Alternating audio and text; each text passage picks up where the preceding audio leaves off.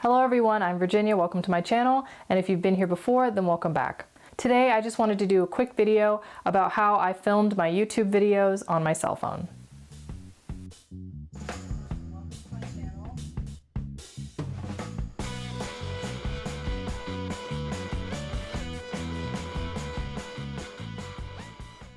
Okay, so obviously the quality of my first few YouTube videos weren't very good, but I did film them on my cell phone, which was a great way to just get started. So first, what you're going to want to do if you're filming on your cell phone is to actually film on the back side. The camera on the front of the phone is not as good as the camera quality on the back of the phone. So you're definitely going to want to film so that the back camera is facing you.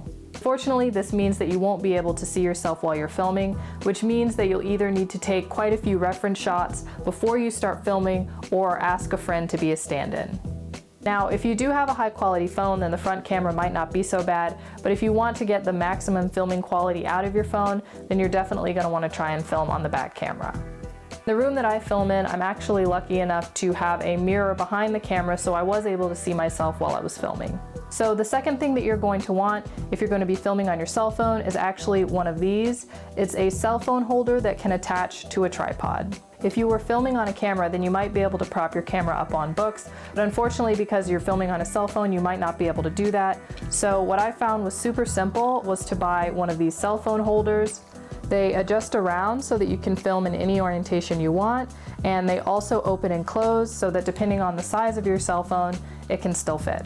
Also, this is pretty basic, but if you're filming on your cell phone, you definitely are going to want to film this way instead of this way. This will give you the proper aspect ratio on YouTube. If you have access to one, then you're probably also going to want a tripod because it will just make your life so much easier.